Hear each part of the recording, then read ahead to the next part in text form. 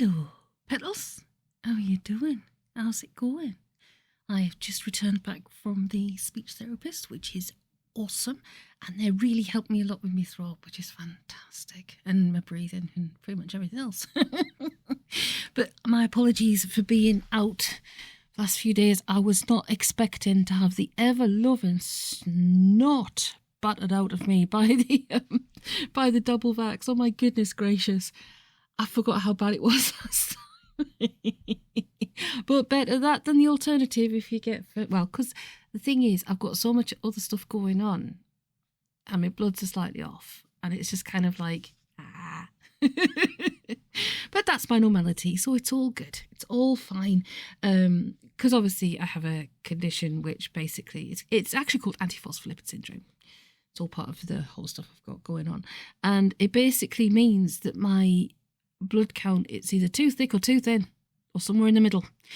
So, of course, because it varies so much, it can obviously affect everything else that's going on, especially when you have vaccines or you're on medication for other things, and it kind of like goes a bit awry and everything goes a bit loopy. And I'm sure you don't want to know my whole medical history, but, you know, that's just an insight into the day-to-day. But it's my normality. You know, it goes along with other stuff that I deal with. And to be perfectly honest, that is life for me. That's kind of, you know, there's people out there who deal with a lot more than I do. You know, mine's just my normality. So you didn't want to... Anyway, I'm going to stop waffling. Sorry about that. How are you? How are you doing? How have you been? Are you doing well? How is everything going? Tell me about how things are doing. And Watcher and your lovely wife, we're thinking of you. And we hope you're doing all right. And everything's going well. So sending you lots of love and strength and good karma for you and your family. So we have got chapter 13 to go on with, and then hopefully I'll be able to do a few more this week. I've got no more appointments this week, so hopefully we can at least do something every day, or at least every other day, and get caught up, because I don't like missing a week. Here we go, let's do this thing. So we have got chapter 13 of Paint Your Dragon by our most adored Mr. Thomas Holt. What the shop floor, Chardonnay quavered, was that? Slitgrind levered himself out of a puddle with his forearms. His eyes were blind with saint ash, and his lungs were full of holy smoke. Yes, he grunted, and then started to cough. The dragon again. Before Chardonnay could say anything else, Snorkfrod was at his side, hauling him up like an adored sack of spuds. Was he all right? Any bones broken? Did it hurt if she prodded him right there? Yes, he yelped. Not that that means anything. That'd hurt under any circumstances. That dragon, muttered Prodsnap, doesn't like us very much. What did we do? We tried to kill him, Holdall replied. First, we weed all over him, then we blew him up with dynamite. Maybe he's paranoid or something. Having dislodged the proffered paramedical assistance, Chardonnay sat down on a low wall and put on the one boot he'd been able to find. Well, he said, one thing's for certain, that dragon isn't dead. Not as such. Where's George? The other demons looked at each other. Look, Prodsnap said, let's put it this way. He's gone to a better place, and I don't mean Solio. He sneezed. I suggest we do the same. In our case, of course, we want to go to a worse place, but the principle's the same. Where's that damn priest got to come to that? Slitgrin growled.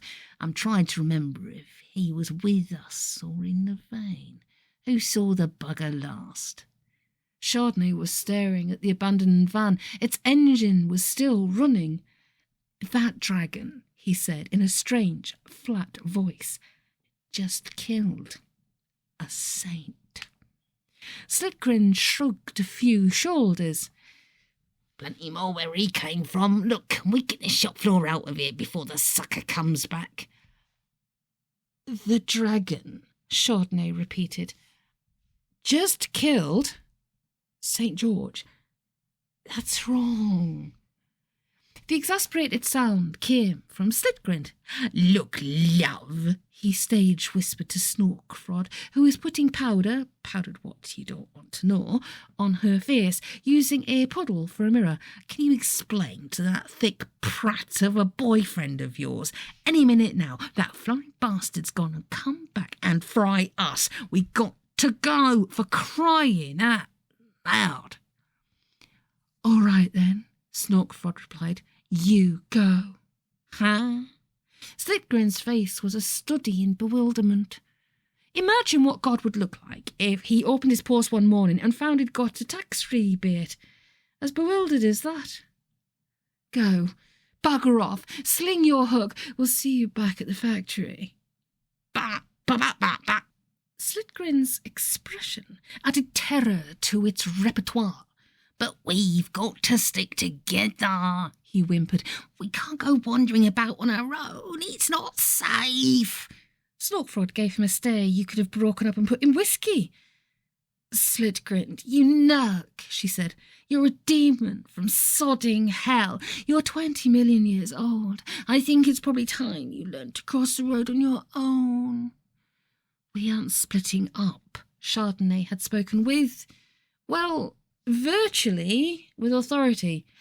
Not a large-scale authority, something like the English Tourist Board, but enough to get him his colleagues' attention. "We've got work to do. Come on." He stood up, knees wobbly and calf-like, head erect, and started to walk towards the van. The others had to trot to catch up with him. "Where are we going, Chief?" Prodsnap asked, puffing. "Chief," noted Chardonnay's subconscious. "To find the dragon," he replied, "and kill it." 3 demons stopped dead in their tracks. A 4th used the delay to catch up. It's always hard to run in high heels, even when they're an integral part of your foot. "Are you crazy?" "No," Chardonnay replied. "I'm bruised, lost, and very frightened, but it's our duty. We're peace officers with a responsibility to maintain the divine order. That dragon has just killed St. George.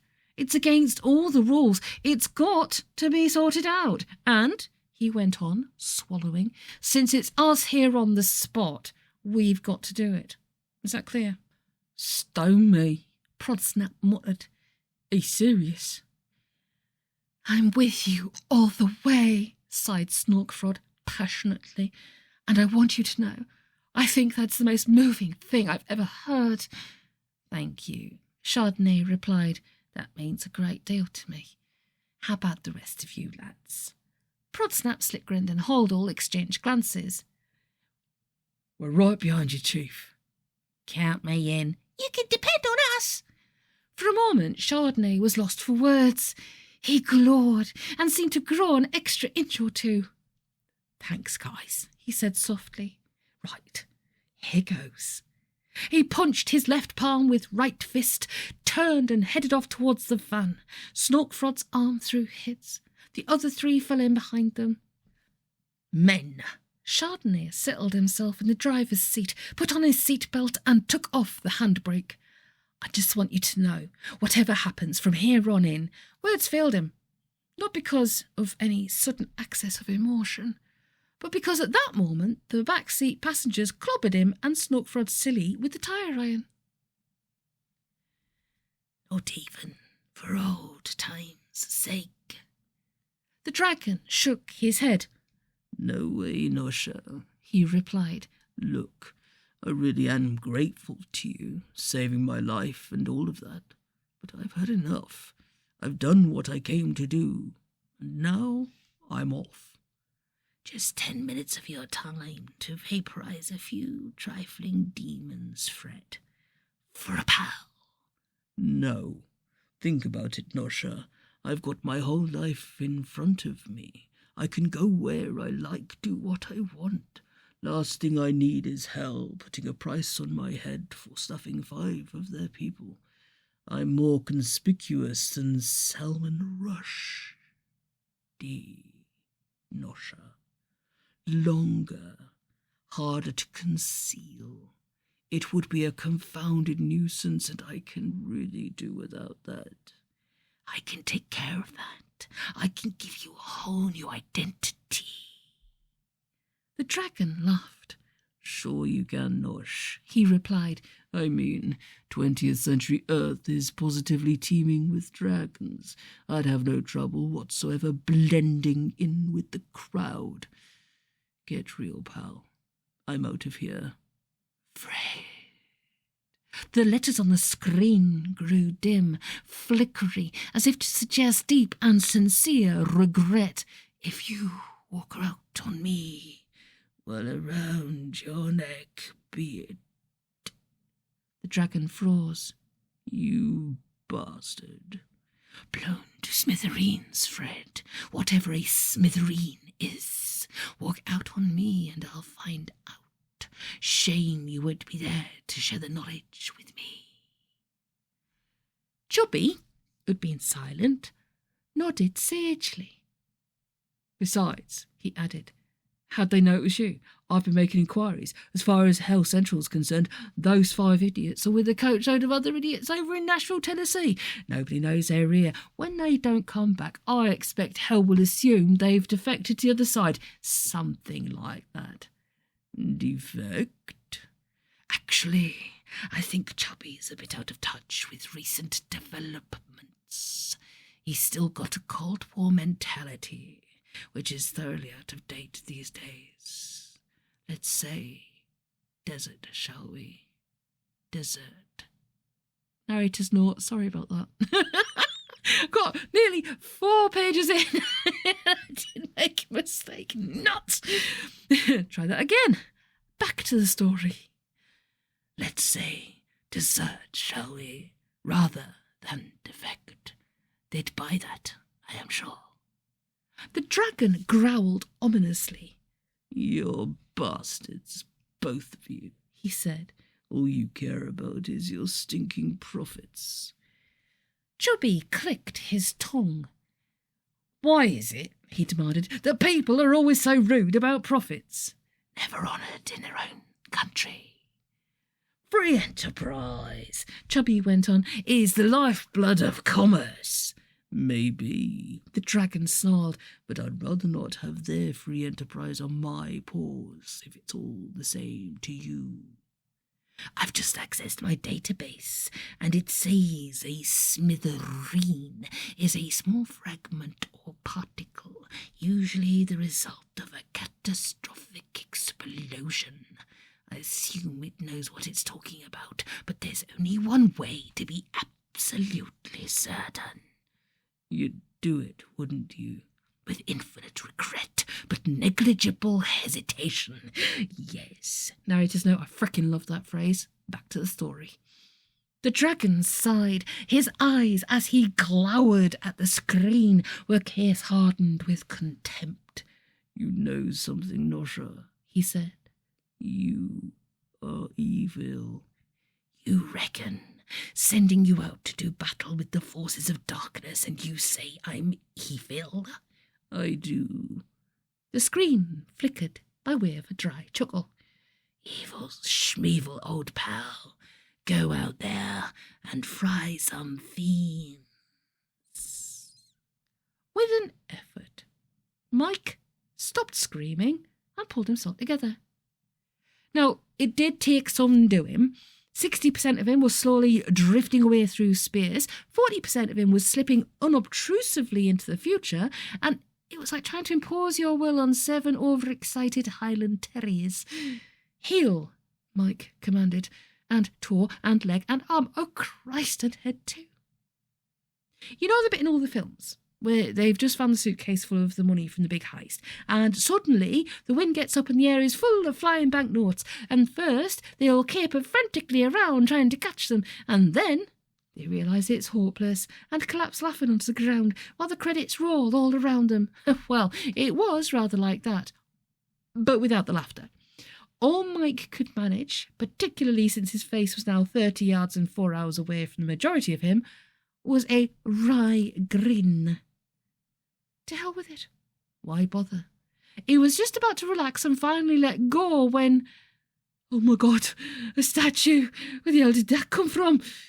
Look gift horses in the mouth if you must, but when confronted with a wholly unlooked-for, vacant, unlocked, fully furnished statue, just when you're on the point of dissolving into space and time, you look for the little latch between the shoulder blades, you grab as much of you as you can reach, and you jump. And this, said the council spokesman, is where the fountain was to have gone, and here's where we would have put the floral clock, and here's where we plan to have the great big brass plaque recording the munificent generosity of Kawagachaya Integrated Circuits UK PLC. He paused and drew breath. And here. 5 pairs of impassive Japanese eyes followed his pointing finger and fixed on another part of the bomb crater. Here, continued the spokesman, we intend to have the centrepiece of Kawagachaya Integrated Circuits Plaza, the staggeringly impressive statue of St. George and the Dragon, by possibly the world's most talented living sculptress, Bianca Wilson. Time for another breath, a deep one. Instead, he stopped. He blinked, rubbed his eyes. It was still there. Excuse me, he said. He touched it. Solid, as a rock you might say. Just to be sure, he kicked it hard. Instead, he went on, we have no dragon, but no, we do seem to have got St. George back. About 3 seconds ago, to be precise. Don't ask me how we did it, but we did it. He sat down and removed his shoe. Clever old us, eh? If the KIC people had noticed anything odd, they did not let it show. 2 of the younger ones whispered to the grey-haired type who seemed to be the delegation leader. He nodded and whispered something back. Very big statue, he said.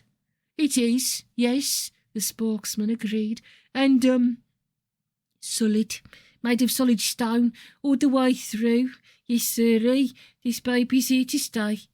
Because at the moment when George entered the newly completed statue of Mike, he broke the morphological link with his own former statue, no longer caught up in George's anomalous time stream. It went back up to where it had come from, once again, just a statue, lifeless and inert. The council spokesman put his shoe back on, stood up and assumed a didactic pause. You will observe, he said, the remarkable use of line which Miss Wilson has managed to achieve. The dynamic tension implicit in the composition of this masterpiece, the impression she conveys of desperate, headlong motion, frozen for all time in the... Slowly, as if it had the cramp in its left leg, the statue got up, winced, swore, and hobbled away down Colmore Road. Yes, Bianca said, she would accept the charges. Mike, where the hell? In a cool box just off Pinfold Street, Mike replied. Can you come and pick me up? Only... Well, Mike glanced over his shoulder. Because it was only an ordinary-sized coal box, he was on his knees with his nose pressed up right against the glass, and the people outside were staring. Just hurry, will you, and bring a lorry. He put the receiver down, breathed out hard. Someone was hammering on the door. Edging round carefully, he opened it and scowled. What's the matter, you daft bitch? He growled. You never seen a statue before? By coincidence, at precisely that moment, another lorry load of statuary chugged around Junction 4 of the M42, taking the exit signposted to Birmingham. In the back were 8 Beninis, 3 Donatellos, 3 Cellinis, a Canova, and the Jambalogna Mercury. Michelangelo's David sat next to a harassed-looking man in the black jumpsuit in the cab. Sorry, David admitted. I've never been much good at map reading.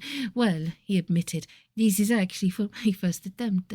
But if I ever tried it before, I don't suppose I'd ever made much of a fist of it then, either. Kurt muttered something under his breath.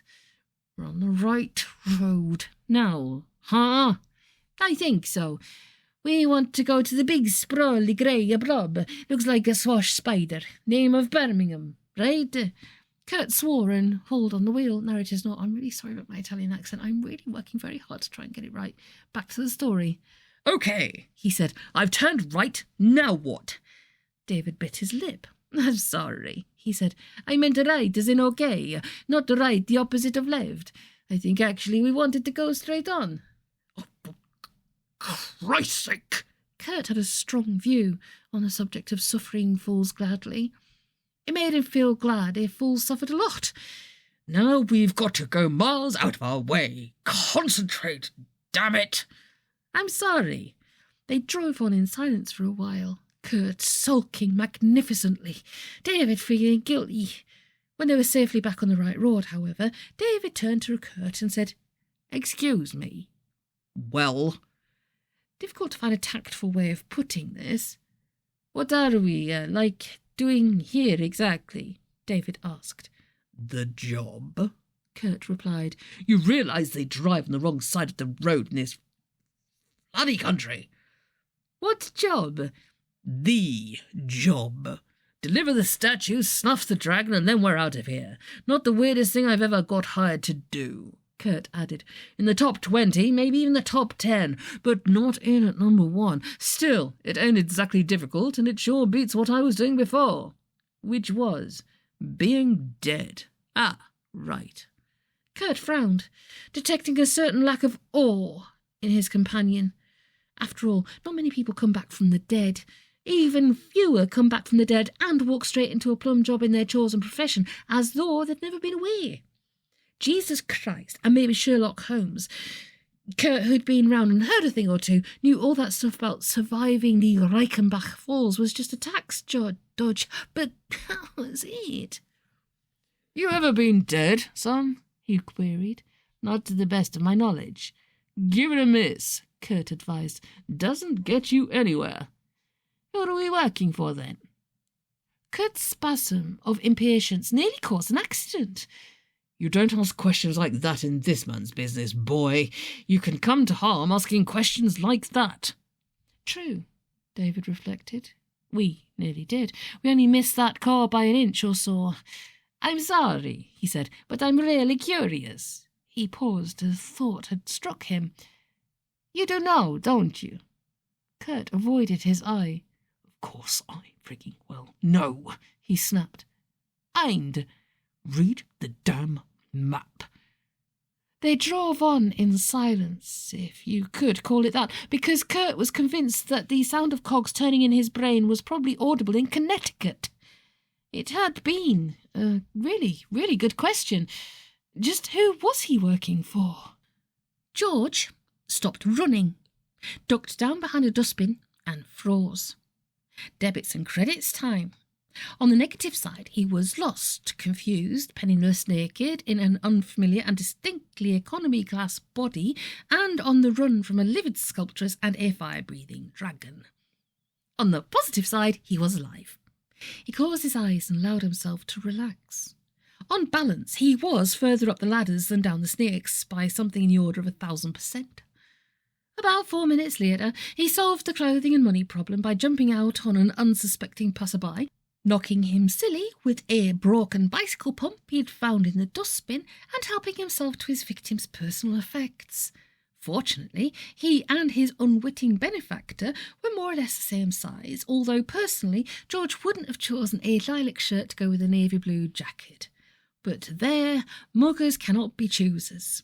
The shoes hurt his feet, but not nearly as much as the pavement would have done.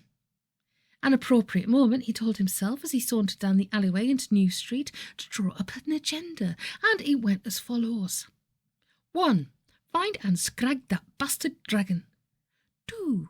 Easier soliloquised than done, of course. He still wasn't 100% at home in this century, and maybe he was missing a trick somewhere. But he had arrived at the conclusion that the old wyrms in the water supply tactic was going to be a smidge out of place here. Although, to judge by the stuff he'd had in his whiskey, a stiff dose of dragon powder could only improve the taste. The basic principle, however, was surely a good one. Get the dragon to drink something that would disagree with him. The recipe ought not to be a problem. The ancient proverb stuck in his mind. You can lead the dragon to water, but you can't make him drink. How did you go about conning a dragon into slaking its thirst from your specially prepared hornbrew? Leave a big bowl with dragon on the side lying about in a public place? No, unlikely to work. But hold that thought. Since he was now wearing a whole new body, the dragon wouldn't know who he was. All he had to do, given the element of disguise, was walk up to the dragon in a bar and offer to buy him a drink. The ugly snout of practicality intruded into his plans. Now, as far as he could tell, this was a liberal century, uninhibited, where anything went so long as you weren't fussy about it coming back again afterwards. But then again, even so, you'd probably be pushing your luck sidling up to strangers in bars, asking if they were a dragon and wanted a drink. On the right lines, he decided, but could do with a little bit more fine-tuning. Still, at least he had a plan now, which was something. Next step, food.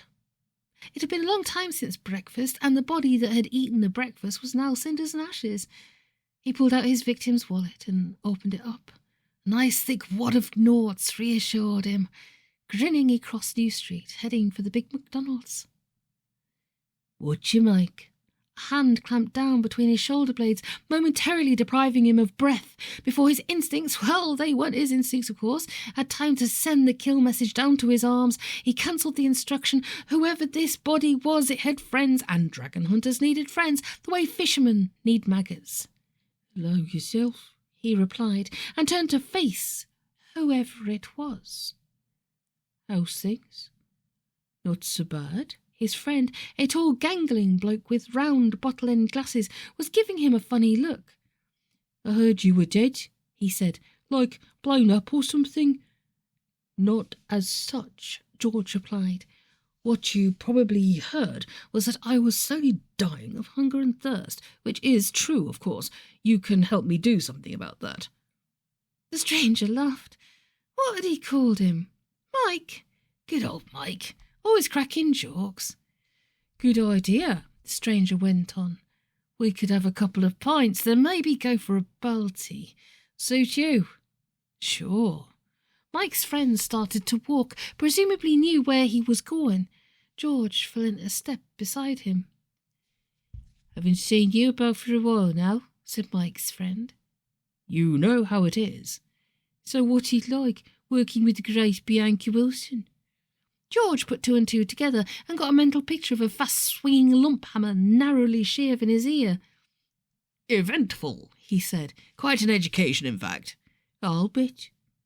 In front of them, a pub doorway. "Oh, good, we seem to be going in here. I could just do with he stopped dead."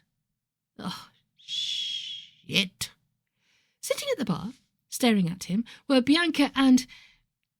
"Christ, Bianca, there's my body. Hey, grab him, someone. That's the bastard who stole my body." It's mortifying enough to be loudly accused of theft in a public place. To be accused by yourself...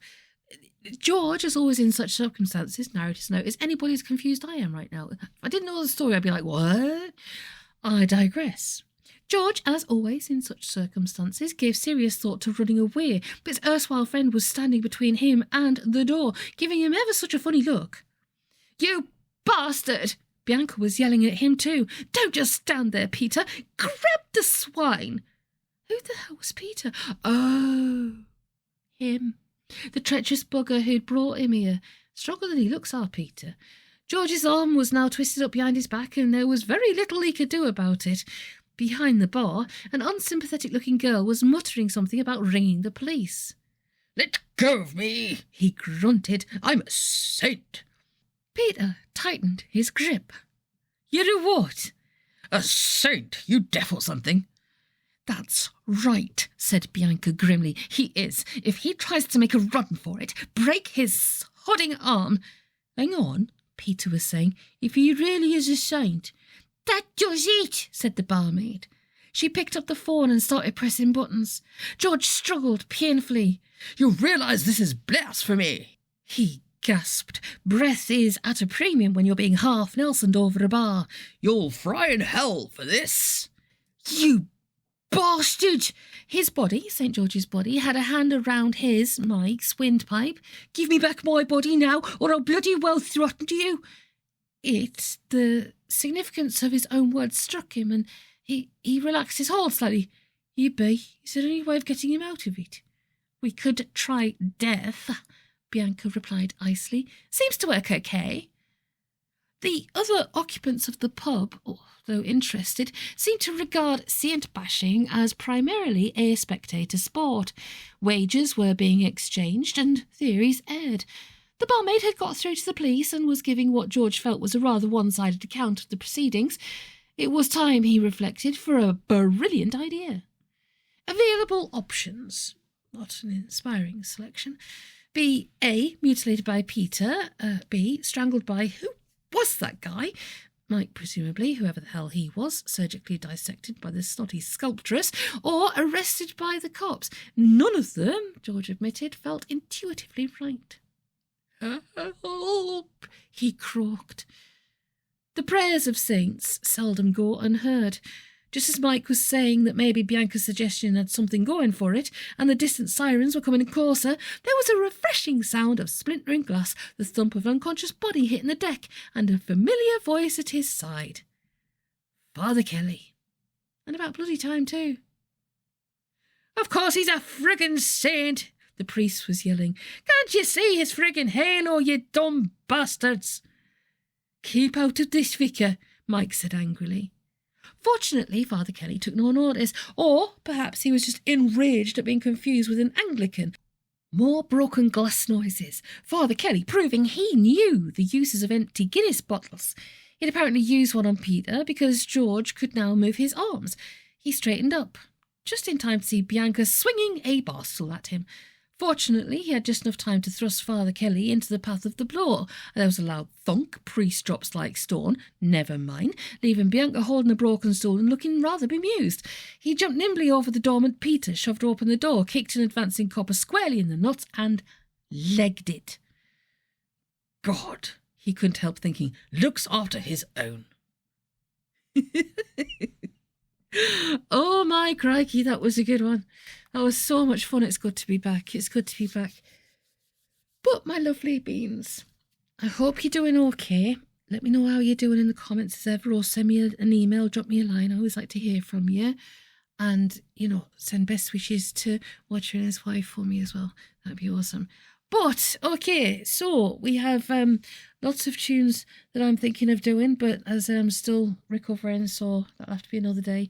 I will get this all back together at some point. Everything will balance out nicely. Everything will be perfect. It will be wonderful. If you got this far, leave a dragon in the comments. Give me a like if you enjoyed it. If you didn't, tell me what you think I could do better. Share, subscribe, hit the notifications bell if you haven't already. It all goes towards keeping the lights on and keeping the channel going, because then I know it's worth it. Just like certain hair products, you're so worth it. But thank you for your patience as ever. You are incredible people, and I couldn't do this without you. I really couldn't. So big love, big hugs. Take it easy. Keep warm. Keep hydrated. Keep hydrated if you're too hot. Keep warm if you're too cold.